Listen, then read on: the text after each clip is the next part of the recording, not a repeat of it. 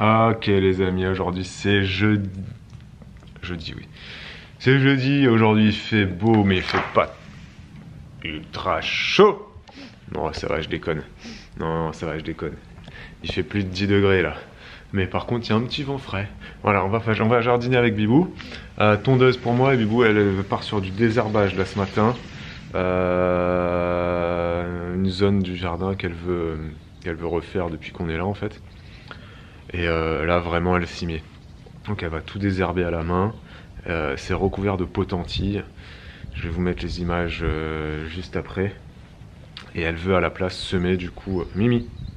Elle va semer à la place du coup de la lentille, enfin des lentilles pardon, ou de la moutarde. Pas pour les récolter après, mais voilà, c'est ce qu'on appelle les engrais verts. Ça pousse assez vite et ça prend du coup place dans le sol. Ça aère le sol et elle espère ensuite pouvoir faire mourir cette potentille qui est très envahissante. Voilà, c'est parti. Aujourd'hui, nous n'avons pas d'électricité. Enfin, depuis ce matin, on n'a pas de courant. Coupure de courant. Apparemment, ils font des travaux quelque part, je sais pas. Je me suis même pas renseigné. J'espère que ça reviendra ce midi. Sinon, pour manger, je sais pas comment on va faire. Non, on va se débrouiller. Et du coup, je peux pas aller sur l'ordi pour travailler. Donc, jardin. Voilà, on perd pas de temps. Ça désherbe. Oui. Je sais pas ça fait combien de fois. C'est agréable. Qu'on habite dans cette maison, que je désherbe cette zone. Mais... c'est la 3e fois qu'on le fait. C'est incroyable. Ouais. Mais il y en a que ça sort beaucoup plus facilement quand même, hein, maintenant. Ouais, parce que l'année dernière, on avait mis du bois et des cartons dessous. Très épais. Très épais. Ouais, ça n'empêche que ça a quand même traversé. Hein. Non, il fait, voilà. Donc là, Bibou, elle s'est dit, elle enlève tout et puis elle ressème. Comme je vous ai dit. Ouais, je vais semer derrière, comme ça au moins, on va espérer que ça va prendre le dessus sur cette maudite potentille, parce que j'avoue que je n'en peux plus de cette potentille, cette maison. Voilà, je vais vous filmer de plus près ce que c'est.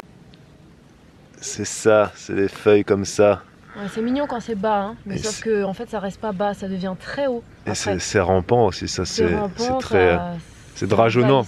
C'est ça, c'est comme les fraises, non? Non, ça fait des stolons comme les fraises. Oui, c'est ça, pardon. C'est comme les fraises, ouais, exactement. C'est très énervant. Voilà. Bon, les fraises c'est mieux, mais...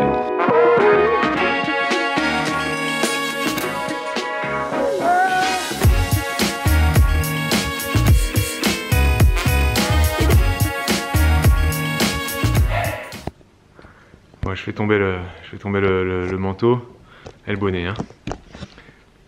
Bibou continue de désherber, moi je suis rentré parce que là j'ai un artisan qui m'a appelé parce qu'on a des travaux de prévus.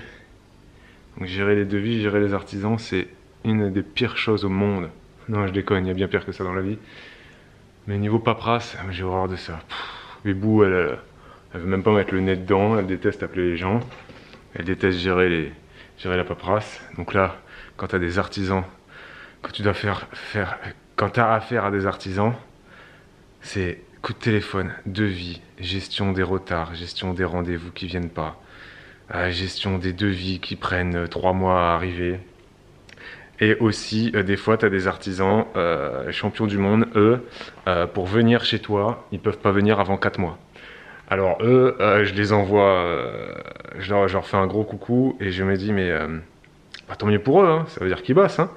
Mais s'il faut attendre 4 mois pour qu'ils viennent chez toi pour faire un devis, plus 2 mois après qu'ils te fassent le devis, t'as attendu 6 mois pour avoir un devis du mec. Bon après, faut pas leur jeter la pierre, généralement ces petites entreprises, ils sont tout seuls. Voilà, c'est vrai que les plus grosses entreprises où il y a des commerciaux, généralement les devis sont beaucoup plus simples. Bon alors il me rappelle pas lui, super. Il vient de m'appeler le mec, j'étais en train de passer la tondeuse, il vient de m'appeler. J'ai loupé son appel, je le rappelle juste après, il décroche pas. Je lui laisse un message, il me rappelle pas, ça fait déjà 10 minutes. Bon je vais retourner passer la tondeuse, hein. Qu'est-ce que vous voulez? Ah là là. Bon j'ai fait tomber le... Voilà. Je fais tomber le manteau parce que tout à l'heure quand je vous disais qu'il faisait 10-12 degrés, il était 9h30 du matin. Là il est 10h30, tout pile. Sans déconner. Il fait déjà 16 degrés à l'ombre. Donc on a déjà pris 4 degrés en 1 heure. Et au soleil, il fait chaud quoi. Il fait très chaud, surtout quand tu fais des efforts. Donc c'est agréable. Voilà. On peut dire que le printemps est vraiment là. Normalement. Oui, en toute logique. Même si certains disent « Attention, on va se reprendre une semaine de gelée !» Oui, ça c'est grâce à Facebook, ça. Si sur Facebook les gens disent qu'on va se retaper des gelées pendant une semaine, voire 15 jours, faut y croire, parce que Facebook a toujours raison. Bon, je refais la tondeuse, je repasse la tondeuse ou j'attends que le mec me rappelle, là? Je ne sais pas, les gars. Ah, ça m'énerve! Je sais pas si vous êtes comme moi, mais gérer les rendez-vous téléphoniques. Ah. Allez, je le rappelle. Je le rappelle. On y croit ou quoi? On y croit ou quoi? Je vais vous faire profiter de mon temps d'attente. Au bout de 6 sonneries, je raccroche, moi. Allez, 2. On y croit, vous êtes tous avec moi. J'imagine si c'était Abibou de gérer ça, elle pèterait des plombs. Elle a horreur de ça. Elle a horreur d'attendre le téléphone, elle supporte pas. On est à 5, hein. On est à 5, frérot. Dernière chance. C'est comme sur Virgin Radio. Ah, ça change de sonnerie, là.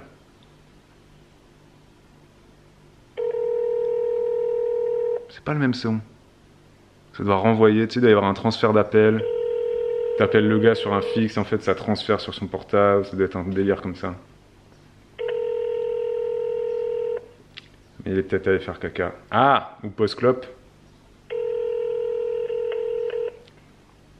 Vous savez, j'ai même pas de répondeur. Tout à l'heure, j'avais un répondeur. J'ai même plus de répondeur. Ça vous énerve autant que moi, on est d'accord, hein? J'ai l'impression d'appeler Pôle emploi. D'appeler la sécurité sociale. Bonjour, vous aurez à conseiller dans 12 minutes. Erreur du serveur. Veuillez vérifier votre appareil.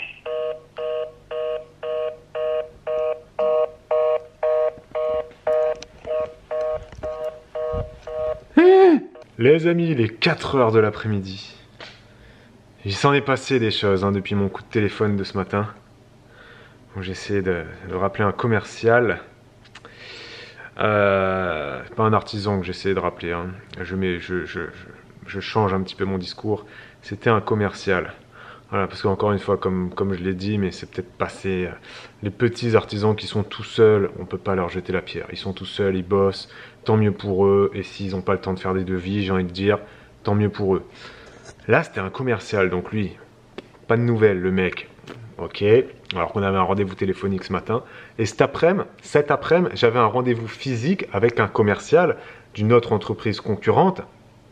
À 14 h, il n'est pas venu.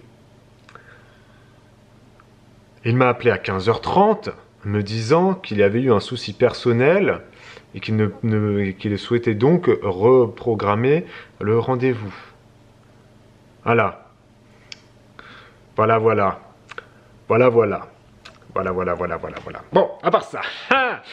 Du coup, moi, cet après-midi, je ne suis pas allé dans le jardin parce que je voulais me mettre la tête dans mon rendez-vous de 14 h. J'avais ouvert le site internet de l'entreprise. J'allais me remettre la tête dedans, sur les modèles, sur les trucs, tout ce qu'ils proposaient. Le gars n'est pas venu. Super. Bon, bref. Mais j'attendais quand même. Je me suis dit, il va peut-être avoir un quart d'heure de retard, 30 minutes. Donc, j'ai commencé à faire des montages. Voilà. J'ai fait 3 montages cet après-midi pendant 3 heures. Et je ne suis pas retourné dans le jardin alors que j'avais laissé ma tondeuse en plan au milieu de mon jardin. Il va falloir que j'aille la ranger. Voilà. Bref, en faisant mes montages, je suis en train d'écouter l'Assemblée nationale, les gars, le vote 49.3, la réforme des retraites, et on en reparlera plus longuement sur Twitch, mais là, peut-être que sous les vlogs, s'il vous plaît, donnez-moi votre avis sur ce qui s'est passé. Je ne sais pas si vous avez suivi, moi j'ai suivi le direct. Le direct, je crois, a commencé à 14 h 30 à l'Assemblée nationale. Non, mais une catastrophe, sans déconner. Là, vous allez me dire, c'est quoi la catastrophe? C'est que la catastrophe, c'est pas le 49.3, les gars. Le catastrophe, c'est les députés de la France Insoumise. Mais c'est un scandale. C'est-à-dire qu'ils ont brandi des pancartes.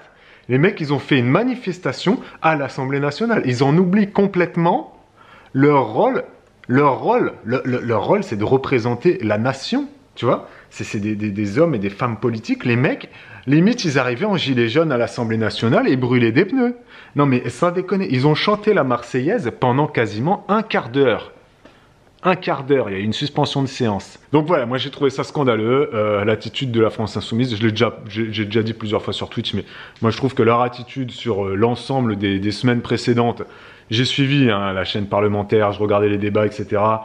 Vraiment, je vous dis pas ça d'un œil genre j'ai regardé un post Facebook et puis on dit que machin. C'est vraiment j'ai regardé les trucs. J'ai pas juste regardé les résumés sur Twitter comme ça. Non, franchement, autant des fois les députés Rassemblement National aussi, ils ont eu des petites phrases un peu scandaleuses. Mais non mais franchement, la France Insoumise, ça va pas du tout. Donc bon, après 49.3, on peut dire on aime ou on n'aime pas, ça c'est autre chose. Moi, je vous l'avais dit sur Twitch, c'est sûr que cette réforme, elle allait passer. Le 49.3, ils vont le faire, c'était sûr et certain. Je l'avais dit. Ceux qui suivent les lives sur Twitch, vous pouvez confirmer. Voilà, c'est passé, ça passera, même s'il y en a qui croient à la motion de censure. Après, si la motion de censure passe, j'ai envie de vous dire, pourquoi pas? Ça va être pas mal aussi, ça va faire un peu d'action. Est-ce que le gouvernement va être renversé? Est-ce que, comme certains disent, la rue va gagner? La rue ne gagne pas en France, hein, comme on l'a dit sur Twitch. La rue ne gagne pas en France. Les combats se font aux urnes. Voilà. Et ce qui me fait doucement rire aussi en France, c'est les gens qui disent que en faisant des grèves reconductibles, la rue gagne. Sauf que souvent, les gens qui font des grèves reconductibles ne votent pas aux élections présidentielles et ne votent pas aux élections législatives. Donc, t'as plein de gens dans les manifestations qui bloquent les ronds-points, etc., qui n'ont jamais voté de leur vie, qui n'ont ils ont même pas voté pour Roussel ou Besancenot à l'époque, ou Philippe Poutou, ou Arlette Laguillet, ou Nathalie Arthaud, ou Mélenchon. Il y a des gens, ils n'ont jamais voté de leur vie et ils font des grèves reconductibles. Parce qu'ils considèrent qu'il n'y a que comme ça que la France va bouger. Ok, on en reparlera sur Twitch de ça. Moi je vous donne rendez-vous sur Twitch, c'est tous les lundis à 10 h. On parle de l'actualité, pas que politique, hein, mais là il y aura un petit peu de politique quand même. Et le mardi on parle argent. Voilà, ça c'est sur Twitch les amis, et c'est à 10 h le matin, lundi et mardi. Du coup je retourne à mes montages, voilà, parce que c'est reparti. Et puis on va continuer à écouter ça. Allez, on remet le son, c'est parti. Ok les amis, on est quel jour? Je sais même plus, c'est vendredi. Voilà, ce soir c'est le week-end. Très bonne nouvelle ça. Il est 9h37, Babou et moi on vient tout juste de terminer notre petit déj, de se préparer pour le matin. J'ai mis ma tenue de jardin. Je vais continuer mon désherbage dehors parce que je suis dans une mission voilà, désherbage d'un massif que je veux refaire propre. Donc je vais continuer ça. Et puis, oh j'ai une tulipe qui s'est ouverte dehors. Je vais aller voir ça d'abord, il faut que je fasse un petit tour de la serre. J'ai des semis de courges et courgettes qui ont levé, que je vais maintenant basculer dans la serre. Je vais aller voir si tout le monde se porte bien là-bas. J'observe les pies, il y a des pies énormes là qui sont en train de traîner de partout en ce moment. Et puis faire mon petit tour de jardin, ensuite je vais aller faire mon désherbage. Je vais peut-être ramasser quelques jacinthes pour les ramener en bouquet dans la maison. Parce que les jacinthes c'est beau et ça sent très très bon. Et il y a beaucoup de vent aujourd'hui. C'est pas un temps très très radieux. Ils ont prévu de la pluie cet après-midi. Donc c'est pour ça que moi je vais m'activer dehors ce matin. Parce que cet après-midi je resterai dans la maison. Je commence à travailler à 11 h tout à l'heure. Donc jusqu'à 18 h aujourd'hui. Ce qui fait que voilà, à 9h30 je vais pendant 1h30 rester dehors. Voilà, on se retrouve plus tard. Salut tout le monde. Il est bientôt midi, alors on va vous montrer un petit peu ce qu'on a fait ce matin. Donc Wibou c'était désherbage. Franchement elle a bien avancé. Et je sais pas si on vous a montré les racines des trucs qu'elle enlève. Regardez, c'est des racines qui font cette taille là. Hein, bon là c'est pas une des plus grosses. On a chopé des racines qui font ça fait au moins 20 cm. Il y en a qui font plus de 30 cm. Et c'est super. Enfin c'est bien parce qu'on n'avait jamais réussi à enlever la potentille comme ça. Là ça prouve vraiment que le sol est super aéré. Et donc c'est beaucoup plus simple de désherber.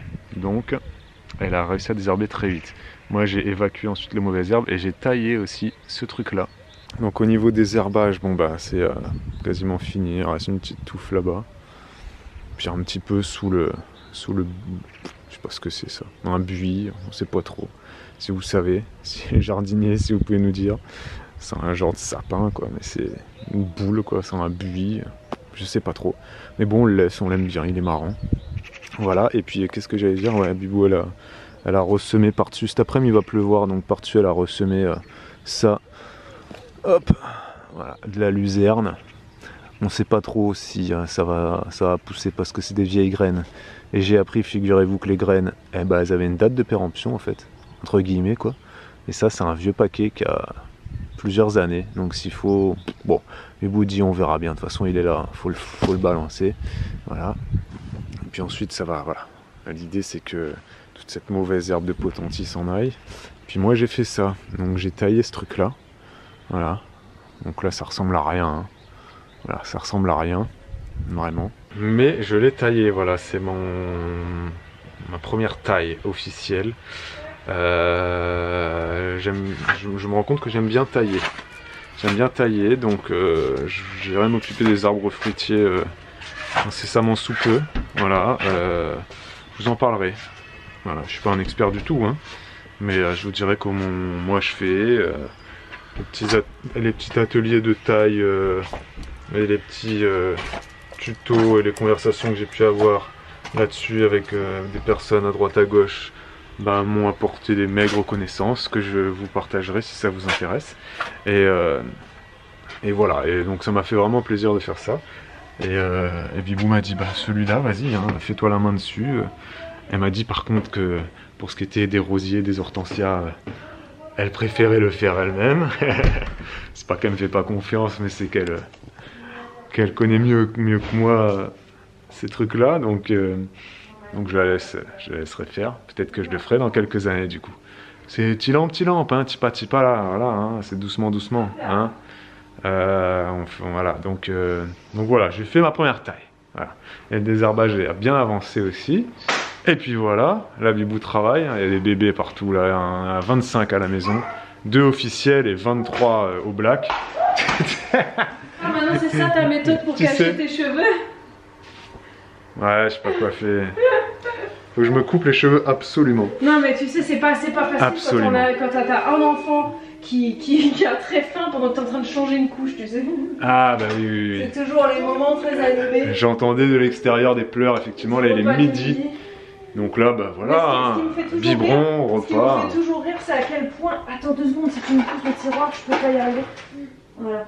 C'est à quel point tu peux avoir un enfant qui a faim, mais que dès que tu le portes, il a plus faim. C'est vrai ça? Ouais, tu vois là, c'est... C'est vrai que dès que le problème est réglé. Dès que tu portes un enfant qui a faim, il a plus faim. Non, ça dépend des enfants. Eh ben, arrêtons de nourrir les enfants, hein.